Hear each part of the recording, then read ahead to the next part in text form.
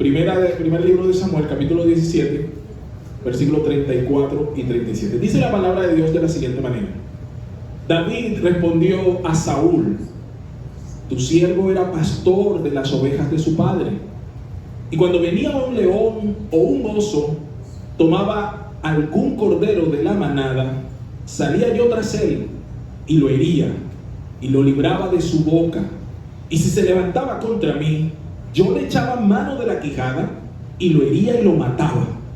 Fuese león, fuese oso, tu siervo lo mataba. Y este filisteo incircunciso será como uno de ellos, porque ha provocado al ejército de Dios viviente. Dios bendiga su palabra. Yo no sé usted, pero usted puede observar que David aquí estaba mostrando el currículum que lo cualificaba para hacer la obra. Me impresiona cuando observamos lo específico de las cosas que David declara de sí mismo frente al rey Saúl. Y no olvidemos que este era un jovencito. Este había tomado la decisión de luchar, y ahorita vamos a ver el contexto en el que se hace esta historia. ¿Qué está pasando aquí? Bueno, familia, el versículo 1 y 2 nos dice que, de este capítulo, nos dice que Israel había presentado orden de batalla contra los filisteos. Luego nos dice además que apareció dentro de esa orden de batalla un paladín, un hombre que la Biblia lo describe que medía 6 codos y un palmo, es decir, algo así como 3 metros de altura aproximadamente. Nos describe que además llevaba una cota de malla, que era una protección que llevaban los guerreros para evitar que las armas cortopunzantes pudieran acceder a sus órganos vitales. ¿Saben cuál era el peso de esta malla que nos describe la Biblia? 57 kilogramos. Este hombre cargaba una persona encima. No voy a decir cuántos pesan aquí 57 kilogramos, pero muchos de los niños que están allá ni siquiera llegan a ese peso. Y este hombre dice en la Biblia que tenía una malla que pesaba lo que pesa por lo menos una persona joven. Dice la Biblia también que la hoja de hierro de su lanza pesaba aproximadamente 7 kilos. Y todo eso nos lo describen del versículo 4 al versículo 7. Y luego este hombre en el versículo 9 y 10 desafía al pueblo de Israel. Le sale en orden de batalla, sale al frente, comienza a vociferar y dice que manden a uno de sus líderes, también de sus caudillos, de sus héroes, para que pelee contra él. Y si él lo venciere, él dice, entonces todo el pueblo de Filistea será siervo de Israel. Pero si ocurre lo contrario, es decir, si este gigante lograba vencer a aquel que Israel sacara, entonces el pueblo de Israel se sometería al pueblo filisteo. ¿Sabe cuánto tiempo dice la Biblia que duró esta provocación, este desafío y a la vez este tormento? 40 días con ese tiquitiqui. 40 días se paraba este hombre, desafiaba al pueblo de Israel. 40 días escuchando a este hombre que los vencería. Eso debe contar en nuestras cabezas algo. Y en el versículo 17, ahora sí, nos narra o nos introduce el narrador de esta historia el advenimiento de David. Y entonces en ese versículo 17 hay un llamado. Lea conmigo por favor el versículo 17. Y dijo Isaí a David, ¿que era quién? Su hijo. Vamos a ver qué le dice el padre a su hijo. Dice, toma ahora para tus hermanos un efa de este grano tostado, estos 10 panes, y llévalos pronto al campamento a tus hermanos. Y estos 10 quesos de leche los llevarás al jefe de los 1000. Y mira si tus hermanos están buenos, y toma prendas de ellos. Y Saúl y ellos, es decir, los que estaban en orden de batalla, todos los de Israel, estaban en el valle de Ela, peleando contra los filisteos. Entonces aquí, lo primero que quiero empezar hablando en esta mañana, David fue llamado a la misión. ¿Cuál era la gran misión que el Señor, su padre, le estaba encomendando a su pequeño hijo David? ¿Cuál era la misión? ¿Cuál era esa gran misión? Dígalo con fuerza. Llevar comida y ver si estaban bien. ¿Me está diciendo? ¿Cómo? ¿Esa era la misión? A él no lo mandaron a pelear. A él lo mandaron a hacer un mandado. Palabras más, palabras menos. Mírenme acá. David lo llamó su padre con un propósito claro y específico. Llévate estos panecitos, le das estos quesitos al jefe de la guardia para que le caigas bien, y en el proceso me averiguas cómo están tus hermanos. Es más, no quiero que vengas diciéndome, yo los vi, están bien. No, tráeme una prenda de garantía, ¿no? Una prueba de supervivencia, diríamos nosotros en esta época. Esa era toda la misión de David. Y el versículo 20 nos muestra a David que hizo efectivamente como su padre le había dicho. Ahora bien, lo primero que yo quiero empezar a mirar aquí es que Dios te llama, escucha punto número uno, Dios te llama en medio de una tarea ordinaria para hacer una obra extraordinaria. Los que están anotando, anoten. Los genios de esta sala, apréndanse. Que le quede ahí. Dios te llama en medio de una tarea como ordinaria para hacer una obra como extraordinaria. Me gusta porque la obra que le mandaron a hacer a David no tiene nada de extraordinario. Y sin embargo, David fue obediente a su misión, una misión que era sencilla, sin audacia, si usted quiere decirlo, hasta medio aburrida y algo molesta, pero aún así dice la Biblia que David fue obediente y fue como fiel. Él fue obediente y fue fiel. Entonces el versículo 20 nos muestra, después de la llamada que hace su padre, donde le da unas instrucciones específicas, el versículo 20 nos muestra cuál fue la respuesta de David. Verso 20, vamos conmigo allá a la Biblia. Dice la Biblia: se levantó pues David de mañana y dejando las ovejas al cuidado de un guarda, se fue con su carga, como Isaí le había mandado, y llegó al campamento cuando el ejército salía en orden de batalla y daba el grito de combate. Entonces, ¿qué hizo David? ¿Qué hizo David? Obedeció. Así es. Entonces, ¿cuál fue la respuesta de este joven muchacho? Él se levantó, dice la Biblia, dejó las ovejas, se fue y luego llegó. Se levantó de su comodidad, dejó atrás las cosas que le ataban y se fue en su viaje. Alguien diga: yo quiero ser como David. Miren, David nos manifiesta a nosotros una característica que podemos encontrar también en nuestro gran modelo de servicio que es Jesús. La Biblia dice que Jesús vino desde el gran cielo y se despojó de no ser igual a Dios como cosa que aferrarse, de esa naturaleza divina. Y dice la Biblia que se hizo hombre y obediente hasta la muerte de cruz. ¿Cuál era la obra que tenía que hacer Jesús? Venir a este mundo y tomar nuestro lugar. Para el Dios santo, santo, santo, debió ser increíblemente duro tener que tomar la actitud de un siervo, y un siervo sufriente.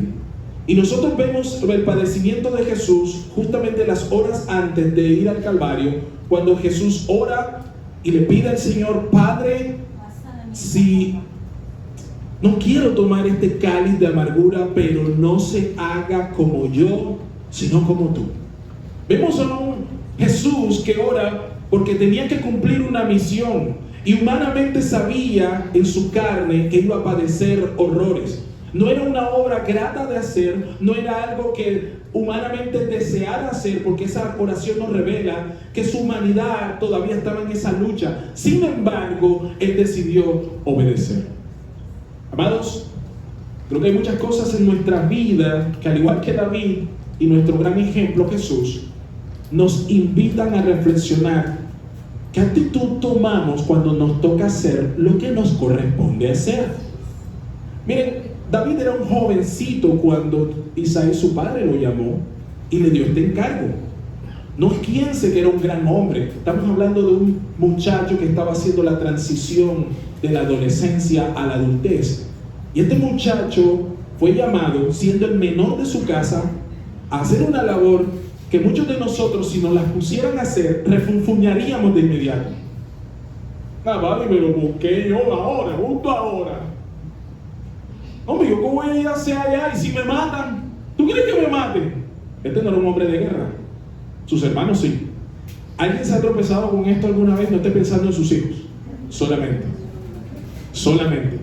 A veces usted ha sido ese hijo que se niega a hacer alguna actividad porque la considera aburrida, o, óigame esto, o indigna de usted. O innecesario. A lo mejor de pronto usted considera que eso que se le está pidiendo es indigno de sus habilidades, de su cargo, de su puesto, de su preparación. No pierda de vista que Jesús era el dueño de todas las cosas y aún así vino a este mundo a hacer una tarea que ningún otro podría hacer. Y si se quiere una tarea indigna, ocupar el lugar de pecadores, siendo santo, santo, santo. Por eso el escritor de Hebreos va a decir: cuánta contradicción de pecadores. Amados, aquí vemos a un jovencito que le es encargada una tarea sencilla y, como le hemos dicho, quizás molesta y aburrida, y aún así lo cumplió. Me bendice esto. Escuchen con atención. Esto me bendice. David no sabía, en medio de la tarea ordinaria que él estaba haciendo, él no sabía que Dios le estaba preparando para una misión extraordinaria. ¿Cuántos dicen amén a eso? Miren, nosotros siempre estamos viendo a David derrotando a Goliat. Y nos encanta esa historia donde David derrota al gigante, el pequeño, cómo se impone ante el grande. Nos fascina eso. Pero usted a veces ignora que antes de que David llegara con la piedra a lanzársela al Goliat y verlo caer, usted ignora que primero fue probado en algo muy simple, muy pequeño, en una tarea muy ordinaria. Piense con esto: si David no dispone su corazón ese día en obediencia a ir a llevar los panes a ese terreno, David no derrota a ningún gigante y no estaríamos hablando de él. ¿Alguien aquí me está entendiendo? A veces Dios te asigna tareas sencillas que tú no quieres hacer y por rebeldía las pospones, las eludes, le quitas, y estás perdiendo la oportunidad de que Dios te prepare para cosas extraordinarias. A veces estás creyendo que viene lo extraordinario y quieres solamente entrar en esa dimensión, que Dios te dé el poder para tumbar el gigante que está en tu vida, pero no quieres pagar el precio de lo que implica la preparación para tumbar ese gigante. ¿Alguien me está entendiendo aquí? Entonces, miren, me pasa con mucha frecuencia cuando doy consejería. La gente viene con alguna situación y como comienzo a hablarle del ABC del Evangelio, yo noto en su rostro la desilusión y casi la decepción, como diciendo: pastor, este no es el momento. Yo sé que Cristo es importante, pero es que usted no está viendo lo que me está pasando. Y yo en mi cabeza digo: estos son tus panes, cúmplelos, llévalos. Si tú no eres fiel en esto, no hay onda para tumbar ningún gigante. ¿A qué no está entendiendo esta mañana? No hay. No te metas eso en la cabeza, amado. No funciona así el reino. La Biblia dice que el reino es como ese granito, muy pequeño, muy diminuto, pero que es capaz de crecer y hacerse un gran árbol. Usted a veces desprecia lo pequeño y elude lo aburrido. Y quiero decirte, amado, que por eso tu carácter no crece. Por eso hay ciertas cosas en tu casa que no funcionan. Esta mañana quiero decirte: vamos a parar eso. Y vamos a tener, como dice de hecho el texto de Efesios, haya en vosotros el mismo sentir que hubo en Cristo Jesús, que se humilló. A veces tú no te quieres humillar. A veces tú consideras que hay cosas que no te las quieres hacer porque estás demasiado cansado, porque trabajaste mucho, porque es indigno, insisto, de tu cargo, de tu preparación. No, amado. Si Cristo se remangó y lavó los pies de sus siervos, tú y yo estamos llamados a lo mismo. ¿Alguien dice amén? Seguimos. Esto es desafiante, porque cuando Dios te llama, quizás sea en medio de una misión ordinaria.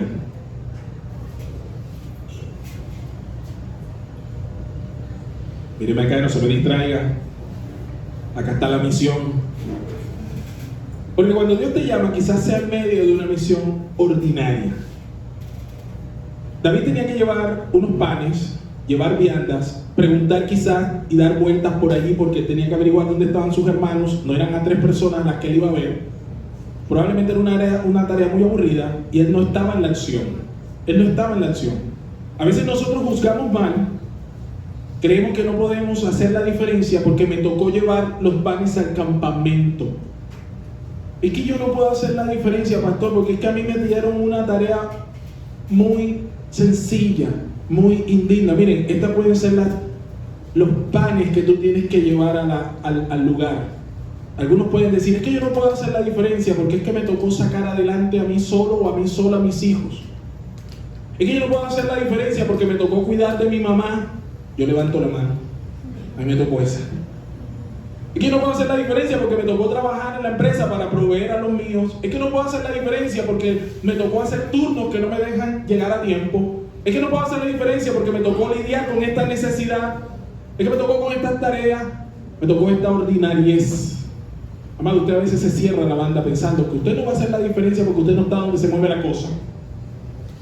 Y lo que acabo de decir nos muestra que Dios va a llamarte en medio de tareas muy ordinarias y sencillas. Y tú puedes hacer la diferencia allí. Miren, ¿saben cuál fue la clave? David fue fiel. Amén. Él fue obediente en su llamado. Porque Dios te va a llamar siempre allí, en tu día a día, en tu realidad común y ordinaria que de pronto menosprecian, para hacer lo extraordinario en ti. Tú debes ser fiel en lo que Jehová te asignó.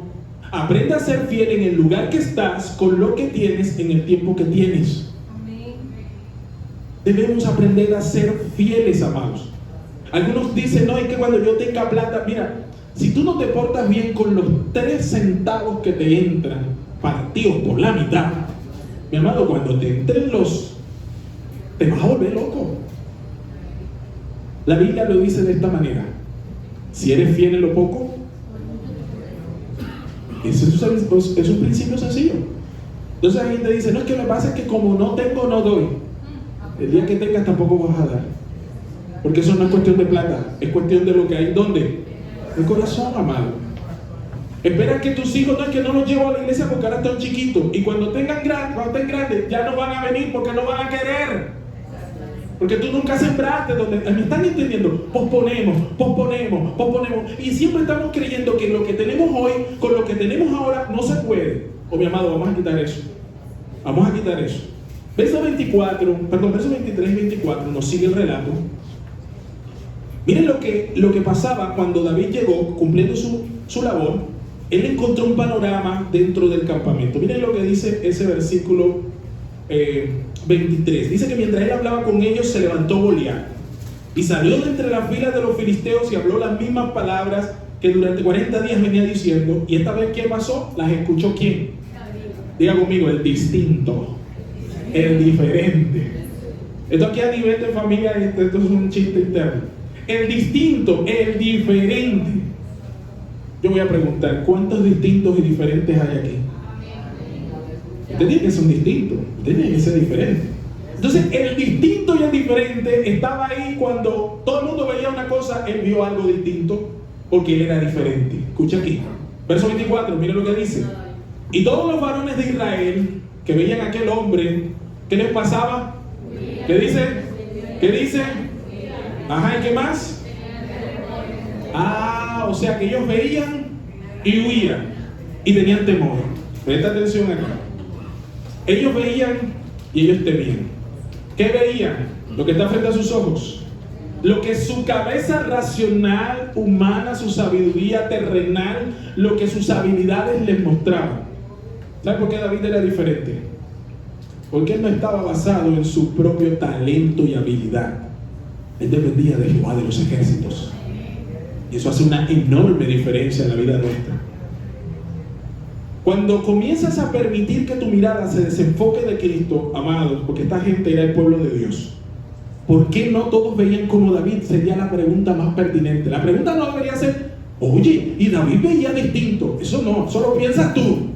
Pero en el reino la pregunta verdadera sería, oye, ¿por qué toda esa nación que se hace llamar el pueblo de Dios estaban huyendo y atemorizados? ¿No le parece que esa suena mejor?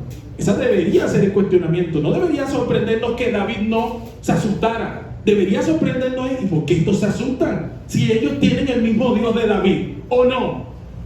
En estos días les he dicho, miren, ¿saben que el mismo Dios que yo le clamo? Porque, pastor, ore por mí, yo oro por ti, pero el mismo Dios al que yo le oro es el mismo que te escucha.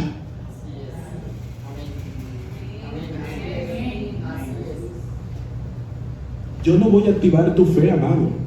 Ya a mí Cristo me salvó. Cristo ya hizo lo que tenía que hacer conmigo. Mi posición como pastor es ayudarte. Como dice la Biblia, yo soy un siervo que ahora Puedes ver, eso es todo. Y te voy a señalar es al que me sanó, no a mi vista, sino al que me sanó.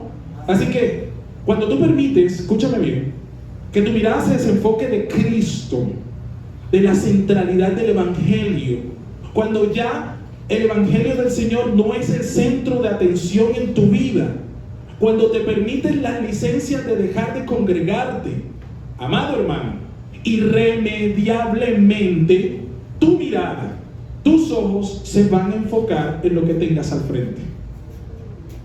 Mira, amado, la Biblia no promete que no van a venir pruebas. Lo que la Biblia promete es que cuando andes en valle de sombra de muerte, tú no vas a tener temor. No porque eres el guapo de la casa, el guapo de la cuadra, sino porque su vara y su callado suyo de él te van a infundir. ¿Qué cosa? Si usted no tiene aliento es porque no está llegando de lo alto. Y usted tendría que preguntarse, ¿será que me desconecté? Piense con atención. Allí, cuando dejas de mirar en Cristo, cuando el Evangelio ya no está llenando tu alma, escúchame, entonces verás todo con los ojos de la desesperanza que tiene este mundo. Amado, usted no puede leer noticias como todo el mundo cuando se sienta a ver noticias. Usted tiene que filtrarlas a la luz de la palabra. Usted lee los diarios a la luz de las Escrituras.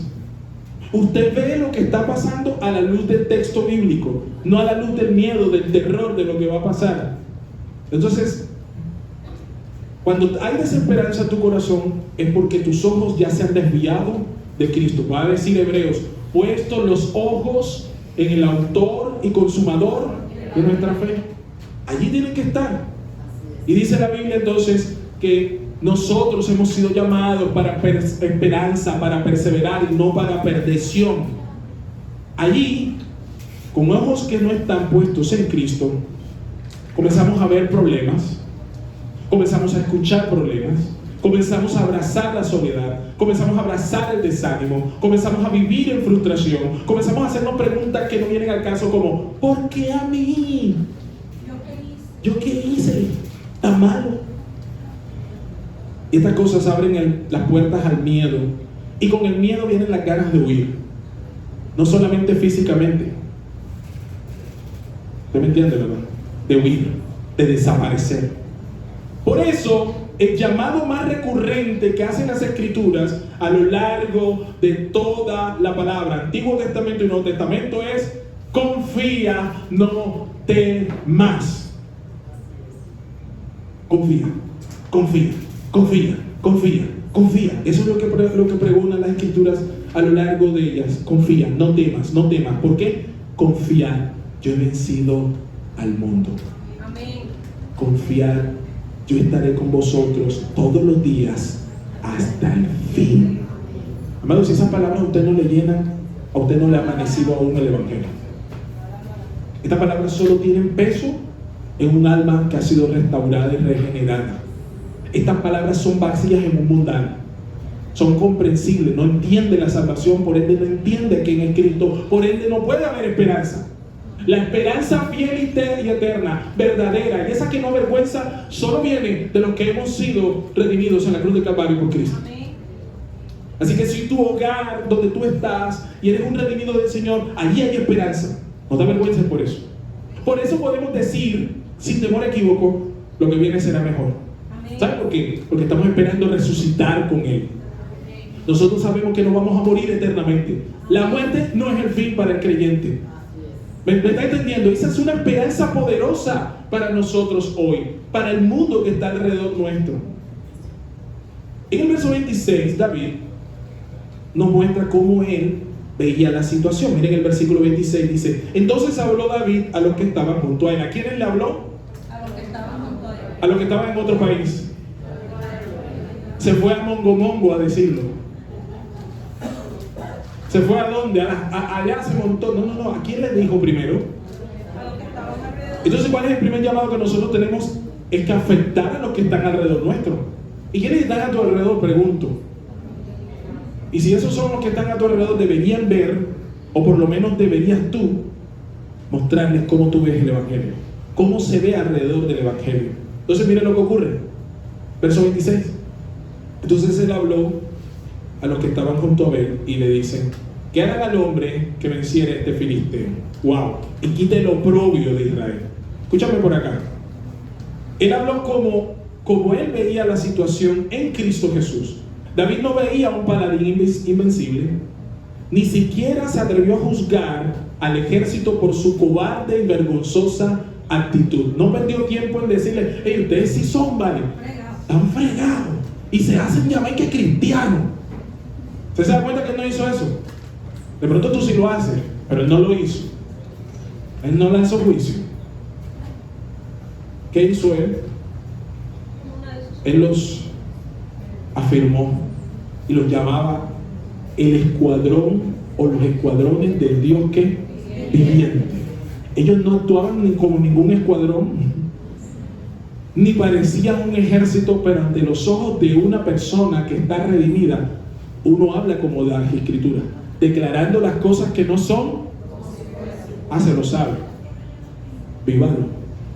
Él veía escuadrones del Dios viviente, no veía gente endeble. La pregunta que surge entonces es: ¿qué había en el corazón de David, de este muchacho, para que tuviese esa determinación? ¿Acaso estamos hablando aquí de una mera insensatez juvenil? ¿Era la jactancia banal de uno que observa desde la seguridad y el confort? La respuesta es no. La respuesta es que David tenía una profunda convicción de quién era el Dios al cual él adoraba. Él conocía al Dios que él adoraba. Mira, hermanos, hay mucha gente que viene a la iglesia y no tiene ni idea por qué viene. Hay mucha gente que le canta canciones a un Dios desconocido de él. Hay mucha gente que da tiempo, actividades, servicio, incluso de su economía, sin tener ni idea de lo que está haciendo. Jesús se lo dijo a la mujer que estaba junto al pozo, aquella samaritana, le dijo: ustedes adoran lo que no saben, lo que no conocen. Nosotros, refiriéndose a él, a la verdadera adoración, adoramos lo que conocemos. Nunca habrán convicciones profundas si tú no te entregas completamente al Dios vivo y verdadero. Y eso no puede pasar a menos que tú antes conozcas quién es ese Dios en tu vida. Amado, ¿por qué? Pastor, pero es que ustedes siempre están predicando la cruz, siempre están hablando lo mismo, que Jesús nos salvó. Amado, es que si no predicamos la cruz, todo lo demás se derrumba. Amado, yo no te puedo predicar, te mentiría si te dijera que Dios te quiere prosperar. Eso es mentira. Antes de eso, Dios te quiere sanar. Mentira. Antes de eso, Dios quiere que tú... No. Dios quiere que te arrepientas de tus malos caminos. Que lo conozcas a Él, al único Dios verdadero. Y si en su misericordia y gracia te levanta, eso será añadidura, porque lo más grande ya fue hecho, que tu alma esté con Él para siempre. Ese es el mensaje. Todo lo demás, amado, eso es añadidura. Pero vivimos en un mundo en el que lo más importante son las añadiduras. Vengo a la iglesia para que el Señor me ore, para que el pastor me ore, para que me vaya bien, para tener aquello que deseo ahora en diciembre. No, amado, no funciona de esa manera. Este joven estaba entregado. La diferencia de David con el resto es que David conocía de carne propia, en intimidad, el Dios al cual él adoraba. Él no cantaba, él adoraba. Él no empuñaba espadas, él era un guerrero de Cristo. Los otros tenían espada y eran más cobardes que él. Este no tenía ninguna espada y era un guerrero del Señor. ¿Alguien me está entendiendo aquí? Él no se avergonzaba porque él entendía las nuevas de salvación, una esperanza que no avergüenza. Mira el verso 28. Después de que David dice lo que ve, mira cuál fue la respuesta de la gente. Verso 28. Oyéndole hablar, Eliab, su hermano mayor, con aquellos hombres, se encendió en ira contra ¿quién? ¿Cuál parte del escuadrón viviente en que por qué se tienen ustedes que acobardar le dio rabia a su hermano mayor? Oye, tú no sabes que va a haber gente que se va a levantar contra ti solo por el hecho de que tú estés en el Señor. Ustedes saben eso. Mírenme acá. La gente sin Cristo te juzgará, porque cuando otros ven desastres, tú ves esperanza. Donde otros callan, tú vas a levantar tu voz. Te van a juzgar porque en ti están las buenas nuevas de salvación y la esperanza que no avergüenza. Miren, amados, se va a levantar oposición en tu casa. La gente no le va a gustar muchas veces que tú estés en esto. Y ahora en diciembre te lo van a hacer ver de forma variadas y muy creativas. Por ejemplo, y otra vez vas a ir para la iglesia. Oye, ayer estuviste en Alborada, te fuiste de la mañana y ahora es domingo otra vez. Bueno, pero llévate la cama ya con el pastor. ¿A alguien le ha pasado? Si no te ha pasado, te va a pasar. Es una realidad. Sostuve en estos días una conversación con mi primo muy cercano. Nos criamos en una recta de mi vida, estábamos muy cercanos. Me saluda, hacemos las convenciones del caso y me pregunta de esta manera: oye, ¿tú todavía estás metido en la iglesia? Es divertida esa pregunta. A mí me encanta que me explique, porque siento que veo oportunidades para mostrar la gloria del Señor. Y yo, sí, claro. Y me ha dicho: primo, tú estás perdiendo plata con ese poco de talento y la parla. Eres abogado. Yo le dije: no estoy perdiendo talento. Estoy en el lugar que debo estar, haciendo lo que me han llamado a hacer. Oye, y tú antes que eras ateo y ahora que estás metido en la religión. Le cité una cosa de Séneca que no viene al caso, pero le dije a él, al final de la conversación le dije: si yo estaba perdido y fui hallado, tú que estás perdido, tu esposa y tu hija pueden ser hallados en el Señor.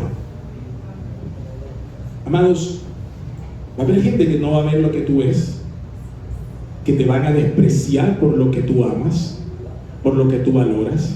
Tú vas a tener esa sensación cada vez que llega Satanás con ese dardo de querer camuflarte, como Pedro, de decir: no, yo voy a la iglesia, pero yo no soy fanático, no creas. ¿Qué hay que hacer? No, yo el domingo voy, pero yo no me demoro tanto, ya, no te preocupes.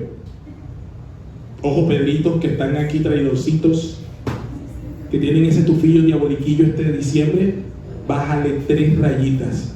No traiciones a tu Señor por quedar bien con el mundo, por quedar bien con el familiar que desde chiquito te está haciendo bullying. Ojo, que a veces pasa. Entonces vas asustado porque está ahí. ¿Qué? Todavía está ahí en ese salario, ahí en ese puesto. Va, Miguel. Vamos con la cervecita aquí. Y tú, no, pero yo estoy. No, vamos, ¿verdad? Esa religión, eso es lo que te tiene ahí atrasado. Los cristianos son conformistas. Y tú, por querer quedar bien, no, pero yo no estoy tan metido así como antes. Ojo con eso. Habla Jehová que tus siervos. Ojo con eso. Mira lo que dice, sigue diciendo el texto. Vamos al verso 31. Dice David: le llevaron el chisme a Saúl sobre lo que había dicho David. Mira lo que dice el verso 31. Mira lo que dice acá, carito, mírame aquí.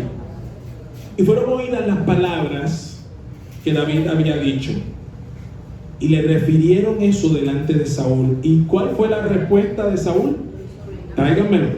Quiero ver de planta quién es este peladito que se está metiendo donde nadie lo ha llamado. Mira lo que dice aquí. Es posible, ojo, escúchame acá, es posible que se levante oposición en tu propia casa, en tu propia familia.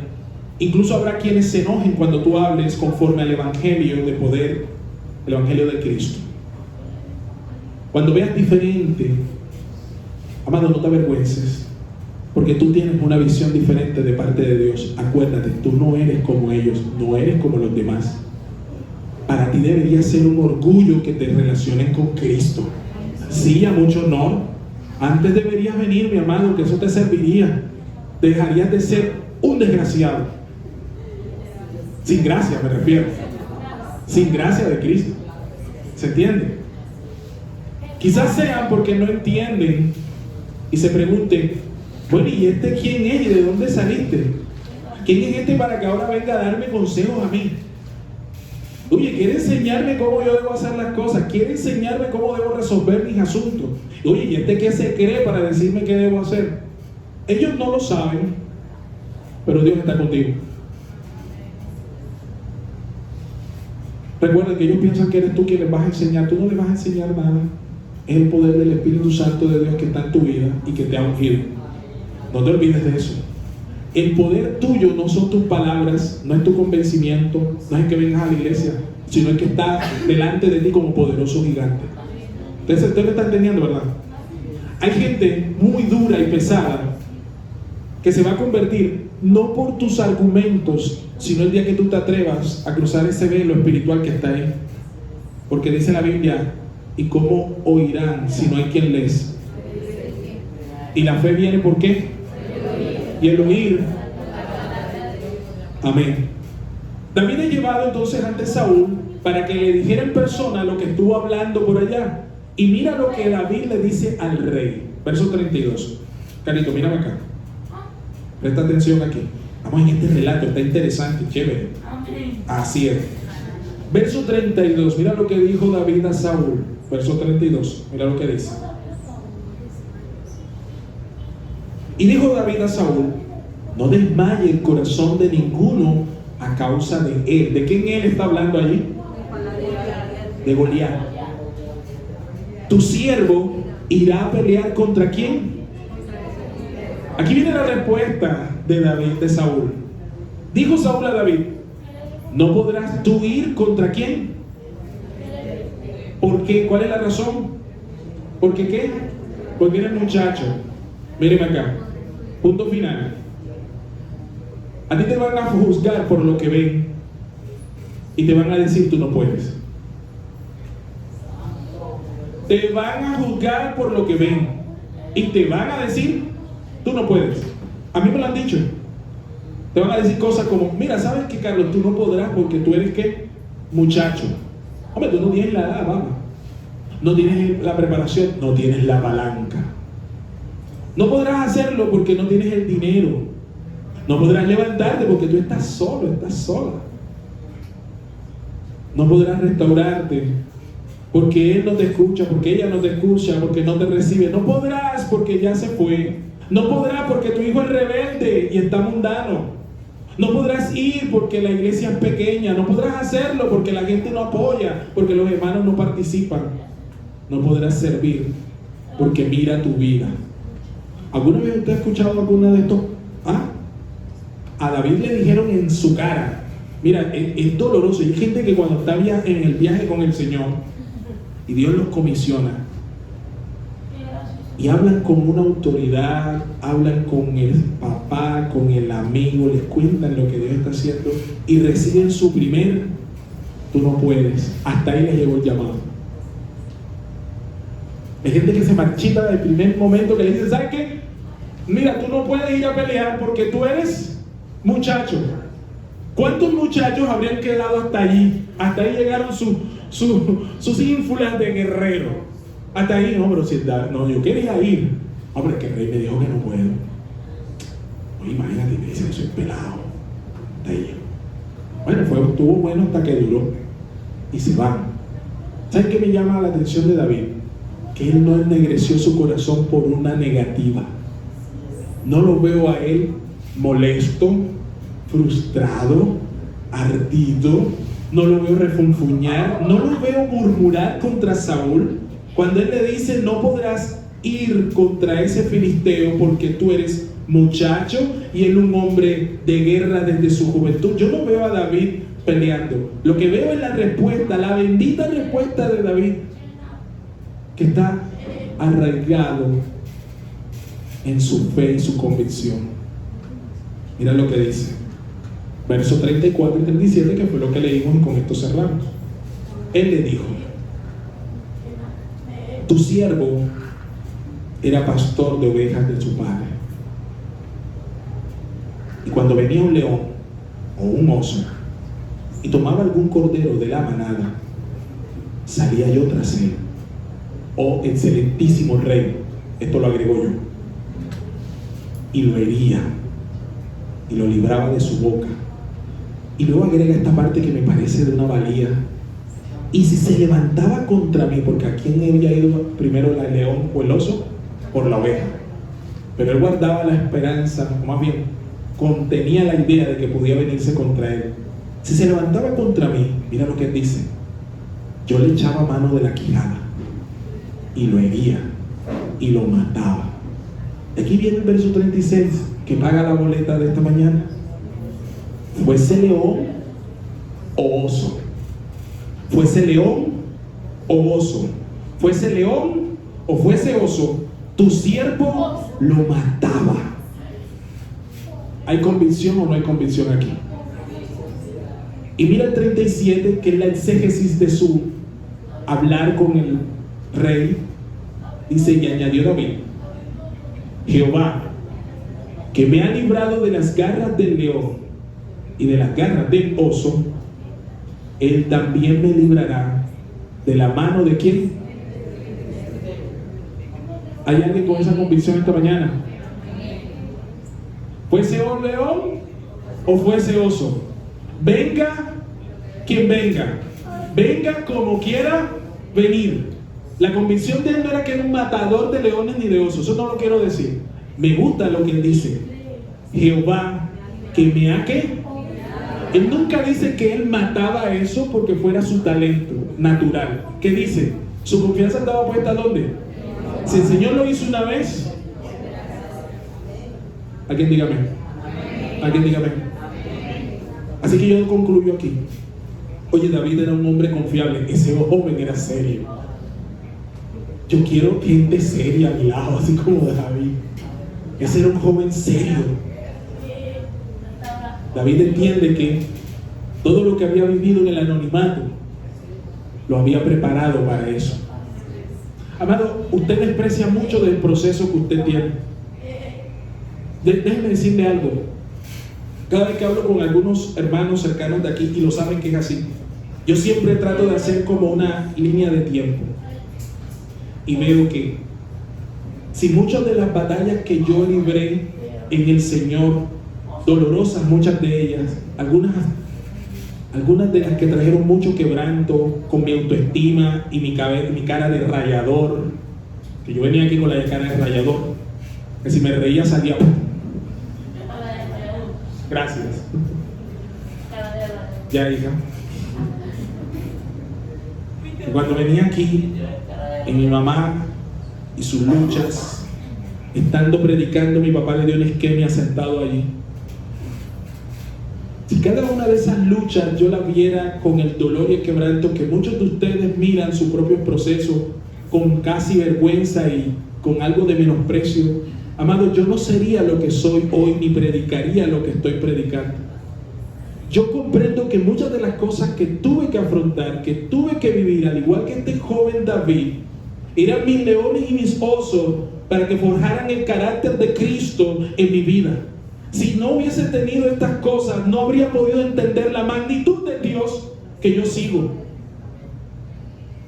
Usted me está entendiendo lo que estamos hablando esta mañana. David desarrolló esas convicciones no porque le cantaba con el arpa al Señor, ni porque él era talentoso. Eso lo aprendió porque dependía de él. Puedo pensar en un joven horrorizado la primera vez que vio un león cogiéndose una oveja, sin tener ni idea de qué hacer, tembloroso tratando de buscar y de librar aquello. Pero él siguió adelante, fue fiel y Dios lo respaldó. Y cuando lo vio hacer una vez y lo vio hacer 2 veces, ese muchacho se convenció: mayor es el que está en mí, mayor es el que está en mí. Amados, usted no lo va a decir ni lo va a concluir si usted no lo experimenta. Usted lo tiene que experimentar en su vida. Y no hay otra forma, amado, que usted lo experimente sino a través del dolor del quebranto. Porque se dice fácil: yo agarraba leones y los rompía por la quijada. Usted lo lee así. Vaya y agarre el suyo. Vaya y agarre el suyo y después hablamos. Usted tiene leones que lo están rugiendo, tiene osos que vienen contra usted. Voy a cerrar aquí. Fuese oso o fuese león, lo mataba. Goliat despertó al guerrero. David era un pastor que luego se convirtió en un guerrero. Usted tiene que levantarse a pelear por aquellas cosas que Satanás quiere arrebatar en su casa. Alguien tiene que levantarse y decir: por la causa de Cristo, por el propósito de Jehová en mi familia, yo me levanto. Alguien tiene que levantarse en tu casa y decir: yo voy a perseguir ese león, voy a perseguir ese oso que se está llevando lo que Dios me ha puesto a cuidar. Yo antes era un asistente en esta iglesia, yo ahora soy un servidor. Yo antes entré por ahí como un ciego, ahora puedo ver en Cristo Jesús. Yo antes estaba muerto, mas ahora Cristo vive en mí y yo vivo para Él. Ponte de pie y vamos a orar. Vamos a darle al Señor toda la gloria que Él merece.